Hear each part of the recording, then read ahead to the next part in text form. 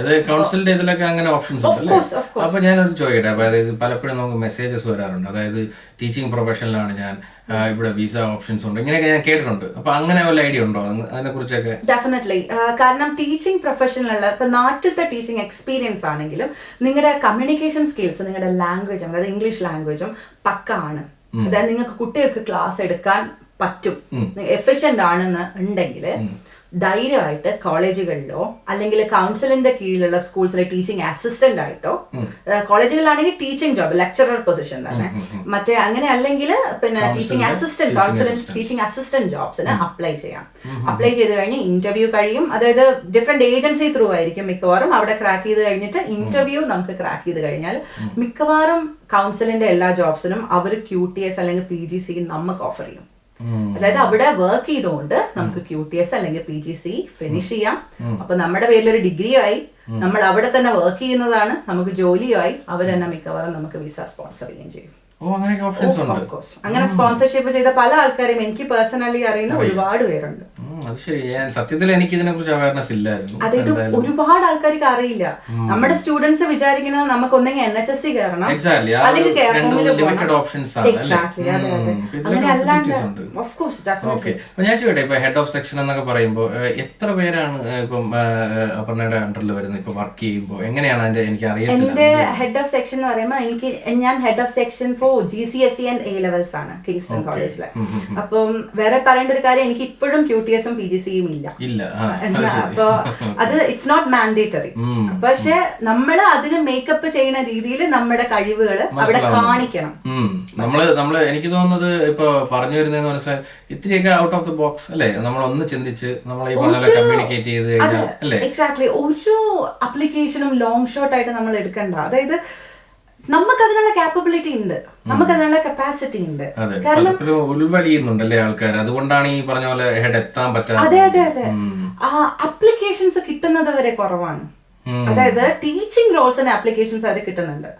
ഇനിയിപ്പോ ഞാനിപ്പോ എന്റെ ഡിപ്പാർട്ട്മെന്റിൽ ഒരു സെഷന് വേണ്ടിയിട്ട് അപ്ലിക്കേഷൻസ് ക്ഷണിച്ചു കഴിഞ്ഞാൽ ടീച്ചിങ് റോൾസിന് അപ്ലിക്കേഷൻ കിട്ടുന്നുണ്ട് എന്നല്ലാണ്ട് ഇച്ചിരി ഒരു മാനേജ്മെന്റ് പൊസിഷനിൽ വരുമ്പോൾ ആൾക്കാർ റിലക്റ്റന്റ് ആണ് അപ്ലൈ ചെയ്യാൻ. ടീച്ചിങ് നല്ല ഒരു സാലറീഡ് പൊസിഷൻ ആണ്.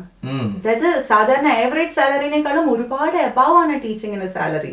അത് ആൾക്കാർക്ക് അറിഞ്ഞൂടാത്തത് കൊണ്ടാണോ എന്ന് എനിക്ക് അറിഞ്ഞൂടാ, പക്ഷെ ഇറ്റ്സ് ആക്ച്വലി റിവാർഡിങ്. അതെ അതെ, മനസ്സിലാവും. മാത്രമല്ല ഞാൻ ചോദിക്കുന്നത്, വർക്ക് സാറ്റിസ്ഫാക്ഷൻ കിട്ടാറുണ്ടോ? എങ്ങനെയാണ്? ഡെഫിനറ്റ്ലി. അയ്യോ, നമ്മുടെ ഒരു കുട്ടിക്ക് ഞാനിപ്പോ വർക്ക് ചെയ്യുന്നത് കിങ്സ്റ്റണിലെ GCSE and A level head of the section ആയിട്ടാണ്. അപ്പൊ എന്റെ താഴെ 27 ഡിപ്പാർട്ട്മെന്റ്സ് ഉണ്ട്. ഇപ്പൊ GCSEയുടെയും A levelsന്റെയും കൂടെ 400ഓളം സ്റ്റാഫ് ഉണ്ട്. അതായത് വിത്ത് സ്റ്റുഡന്റ് സപ്പോർട്ട് അങ്ങനെയുള്ള ഒരുപാട് അനുബന്ധ സ്റ്റാഫുകൾ ഉണ്ടാവുമല്ലോ. അപ്പൊ അത് വെച്ച് നോക്കുമ്പോ അല്ല അങ്ങനെയല്ല, അപ്പം അങ്ങനെ ഉണ്ടല്ലോ. അപ്പൊ ഇവിടെ ഓരോരുത്തരും കോഴ്സ് കഴിഞ്ഞ് അങ്ങ് പോവാണ് ചെയ്യുന്നത്. ഇത് GCSE എന്ന് പറയുമ്പോൾ ഒരു മനുഷ്യന് കിട്ടുന്ന, ഇവിടെ UK ഒരാൾക്ക് കിട്ടുന്ന മിനിമം ക്വാളിഫിക്കേഷൻ ആണ്. അതായത് ഏത് നല്ല ജോലിയിലേക്ക് പോകാനും അവർ ചോദിക്കുന്ന മിനിമം ക്വാളിഫിക്കേഷൻ GCSE ആണ്. അപ്പോ എന്റെ കുട്ടികൾ പഠിച്ച് പുറത്തേക്ക് പോകുന്ന സമയത്ത് അവർക്ക് ആ ജോലിക്ക് പോകാൻ പറ്റും. A levels കഴിയുന്ന കുട്ടികൾ പോകുന്നത് വേറൊരു യൂണിവേഴ്സിറ്റിയിലേക്കാണ്. അപ്പൊ അത് ഭയങ്കര ഒരു ഹാപ്പി. അതായത് നമ്മളെടുത്ത് പറയും, നമ്മളെടുത്ത് വന്നിട്ട് നോക്കൂ, ഞാൻ ഇങ്ങനെ ഒരു ജോലി എനിക്ക് കിട്ടി, അല്ലെങ്കിൽ ഞാൻ ഇന്ന യൂണിവേഴ്സിറ്റിയിലേക്ക് പോയി, ഞാനിപ്പോ ഓക്സ്ഫോർഡ് ആണ് പഠിക്കുന്നത്. അങ്ങനെയൊക്കെ കേൾക്കുമ്പോൾ നമുക്ക് ഭയങ്കര റിവാർഡിങ് ആയിട്ട്. ജനറലി എനിക്ക് തോന്നുന്നു ടീച്ചിങ് എന്ന് പറയുന്ന പ്രൊഫഷൻ വളരെ റിവാർഡിങ് തന്നെയാണ് അല്ലേ? കാരണം നമ്മൾ പഠിപ്പിക്കുന്നതിന്റെ റിസൾട്ട് നമുക്ക് കാണാം, അവരുടെ നെക്സ്റ്റ് മൂവ്മെന്റ്സ് കാണുമ്പോൾ തന്നെ ഭയങ്കര നമ്മൾ ഒരുപാട് കാലം വെയിറ്റ് ചെയ്യേണ്ട കാര്യമില്ല. ഒരു 2 മാസത്തിനുള്ളിൽ നമ്മൾ ചെയ്തതിന്റെ റിസൾട്ട് നമുക്ക് തന്നെ കിട്ടുന്നുണ്ട്. അതും പോരാണ്ട് പിന്നെ ടീച്ചേഴ്സിന്റെ വേറൊരു ഗുണം എന്താന്ന് പറഞ്ഞാൽ അത് പിന്നെ നമ്മുടെ വെക്കേഷൻസ്. ഞാനത് ചോദിക്കാൻ വരികയായിരുന്നു അല്ലേ, ഒരുപാട് നമുക്ക് ഒരുപാട് വെക്കേഷൻ ഡേയ്സസ് ഉണ്ട്. അതായത് പെയ്ഡ് ലീവാണ് നമുക്ക് ഉണ്ടാവുന്നത്. അതുപോലെ നമ്മുടെ കുട്ടികൾക്ക്, ഇപ്പൊ എനിക്കൊരു 3.5 വയസ്സുള്ള മോനുണ്ട്. അപ്പൊ അവന്റെ സ്കൂൾ എപ്പോഴാണോ അടയ്ക്കുന്നത്, അതായത് അവർക്ക് എപ്പോഴാണോ വലിയ വെക്കേഷൻ ഉണ്ടാകുന്നത് അപ്പൊ തന്നെയാണ് എന്റെ വെക്കേഷൻ. അപ്പൊ നമുക്ക് കുട്ടികൾക്ക്, അതെ, എന്റെ കുട്ടിക്ക് ഞാൻ അവൈലബിൾ ആണ്. പിന്നെ വേറെന്താ വെച്ചാൽ നമുക്ക് നൈറ്റ് ഷിഫ്റ്റോ അങ്ങനെയുള്ള കാര്യങ്ങളൊന്നും നമുക്കൊരു ഷെഡ്യൂൾ, നമുക്ക് കൃത്യമായ ഈവനിങ്സ് ഒക്കെ പ്ലാൻ ചെയ്യാൻ പറ്റും, അല്ലെങ്കിൽ ഒരു ഹെഡ് ആയ പോലും അല്ലേ, അതെ നമുക്ക് എന്തും പ്ലാൻ ചെയ്യാം. കാരണം നമുക്ക് ടൈം ടേബിള് ഒരു വർഷത്തേക്കുള്ളതാണ് നമുക്ക് കിട്ടുന്നത് ടീച്ചേഴ്സിനായിട്ട് കിട്ടുന്നത്. അതായത് ഒരു സെമസ്റ്റർ അല്ലെങ്കിൽ ഒരു വർഷത്തിലേക്കുള്ള ടൈം ടേബിൾ ഇതാണ് നമ്മുടെ. അപ്പോ നമ്മൾ എത്ര ഹെഡായിട്ട് നമുക്ക് എന്തും പ്ലാൻ ചെയ്യാം. സാറ്റർഡേ സൺഡേ ഒരുവിധം സാറ്റർഡേ സൺഡേ ഒന്നും നമുക്ക് പ്ലാൻ ചെയ്യാൻ പറ്റും. ശരിയാണ്. അല്ല സത്യമാണ്, ഇവിടെ പലരുടെയും ജോലികളുടെ ഏറ്റവും വലിയ ഡിസഡ്വാൻറ്റേജ് അതാണല്ലോ, നമുക്ക് പാറ്റേൺ ഇല്ല, നമ്മൾ മാറി മാറി ഇങ്ങനെ ചേഞ്ച് ആയി വരുന്നതും മനസ്സിലാവുന്നുണ്ട്. എന്തായാലും സംഭവം അടിപൊളി. ഇത്രയും കുറെ സാധനങ്ങൾ കുറച്ച് നേരം കൊണ്ട് എന്തൊക്കെയോ കേട്ട പോലെ അല്ല. അപ്പോ ഈ പറഞ്ഞ പോലെ ഫൈനലി ഇവിടെ വരുന്ന സ്റ്റുഡൻസ് ആയിട്ട് നിൽക്കുന്നവരല്ലെങ്കിലും ഇവിടെ ഈ ഒരു കരിയറിലോട്ട് ഇപ്പം വർക്ക് വിസയിൽ നിൽക്കുന്നവരുടെ ഒരു ഡിപ്പെൻഡന്റ് ആവാം, അവർക്കൊക്കെ ഇങ്ങനെ ഒരു ഓപ്ഷൻ ചിന്തയിലുണ്ടെങ്കിൽ അവർക്ക് ചെയ്യാൻ പറ്റിയ ഫസ്റ്റ് സ്റ്റെപ്പോ അല്ലെങ്കിൽ എന്തെങ്കിലും ഒരു ഫൈനൽ ടിപ്പോ എല്ലാം പറയാനുണ്ടോ അവർക്ക്? അപ്ലൈ. അതാണ് ഏറ്റവും കൂടുതൽ ചെയ്യാൻ. നിങ്ങളിപ്പോൾ ഒരു CV ലൈബ്രറിയിൽ അല്ലെങ്കിൽ ഇൻഡീഡിൽ ടോട്ടൽ ജോബ്സിൽ ഏത് ജോബ് സൈറ്റ് ആണോ നിങ്ങൾ യൂസ് ചെയ്യുന്നത്, ഒരു അപ്ലിക്കേഷൻ നിങ്ങൾ ചെയ്ത് കഴിഞ്ഞാൽ നിങ്ങൾക്ക് ഒരിക്കലും ആ ജോലി കിട്ടാൻ പോകുന്നില്ല. ഞാൻ ചോദിക്കാൻ പോകുന്നത് കിട്ടില്ലല്ലോ. പിന്നെ 1000 അപ്ലിക്കേഷൻ ചെയ്ത് നോക്കും, 10 ജോലിയെങ്കിലും നിങ്ങൾക്ക് തിരിച്ചു കോളെങ്കിലും വരും. എഫേർട്ട് ഇടാണ്ട് ഒന്നും നടക്കാൻ പോണില്ല. അതായത് എനിക്കൊരു ജോലി വേണമെന്നുള്ള ആഗ്രഹം കൊണ്ട് മാത്രം ഇവിടെ ആർക്കും ജോലി കിട്ടില്ലല്ലോ. നമ്മൾ നമുക്ക് വേണ്ടി അത്ര നല്ല പേഴ്സണൽ സ്റ്റേറ്റ്മെന്റ് എഴുതി ഉണ്ടാക്കണം. അതായത് എന്താ പേർപ്പസ് സ്റ്റേറ്റ്മെന്റ് വേണം, കവർ ലെറ്റർ വേണം. ഇതൊക്കെ നമ്മൾ തന്നെ ഇരുന്നിട്ട് വേറെ ഒരാൾക്കും കൊടുത്തിട്ടല്ല, നമ്മൾ എഴുന്നിട്ട്. ലൈക്ക് ഞാൻ ഏർലിയർ പറഞ്ഞ പോലെ തന്നെ what is your selling point, എന്തുകൊണ്ട് നിങ്ങളെ എടുക്കണം, നിങ്ങളെ പോലെ വേറെ ഒരാളെ എന്തുകൊണ്ട് എടുക്കരുത്. അതായത് നിനക്ക് തരണം.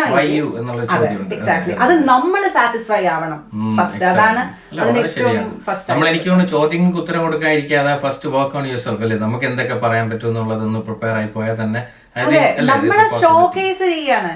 അതായത് ഇന്റർവ്യൂ എന്നുള്ള ഒരു സാധനത്തിന്റെ ആവശ്യം തന്നെ വൈയു എന്നുള്ള ക്വസ്റ്റ്യന്റെ ആൻസർ ആണല്ലോ. നമ്മുടെ ഡിഗ്രീസും നമ്മുടെ എക്സ്പീരിയൻസും. പിന്നെ വേറൊരു കാര്യം, ഇന്റർവ്യൂവിന്റെ ടിപ്പ് ചോദിച്ചതുകൊണ്ട് പറയാണ്, ഇപ്പൊ അവരെന്തെങ്കിലും ഒരു സിമ്പിൾ ക്വസ്റ്റ്യൻ ചോദിച്ചു കഴിഞ്ഞാൽ അതൊരു സിനാരിയോ ആക്കി നമ്മുടെ ലൈഫത്തെ ഒരു സിനാരിയോ അവർക്ക് പറഞ്ഞു കൊടുക്കാൻ പറ്റി കഴിഞ്ഞാൽ they can understand it better.